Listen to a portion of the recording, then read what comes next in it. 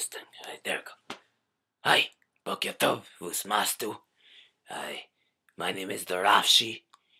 I am Rosh Yeshiva's Mir and Rosh Yeshiva's Beriska at the same time. I went to Yeshiva's Volozhin, and I was their best student. I have a wife. She's a beauty. She's a woman. She's a woman, and her name is Fiat Sarle Shetel in Brucha, but you could call her Shetele. Everybody does.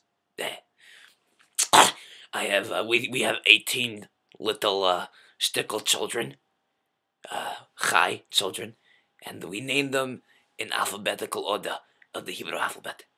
But we don't have none. There's no nun in Ashrei, so why would we have none? Right? And so I teach Gemara and Pilpul, and I have night seder with God.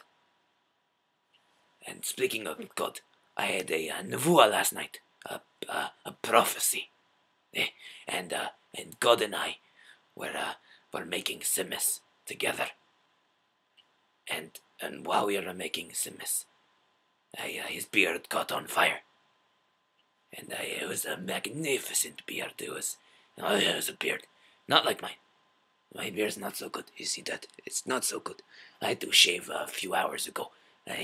Because I realized that I left chillin' there from last week, and some spiders made a little machane on my beard. The little Moshe wandering through my beard desert. Except that this Moshe had 8 legs and is itchy. Right. Anyway, God's magnificent beard. Oh, what a beard. It's made of the noodle cookum. Yeah. And but it smells like charoset. It's a good smell, but it looks like noodle cocoa. And in the noodle cocoa beard, he has lots of hands, millions of hands, and each hand has a pair of tefillin wrapped on it. One for every Jew off the derech who doesn't wrap tefillin. God wraps tefillin for them. Right. Yeah. I have to go. One of my children. We found him reading an English book.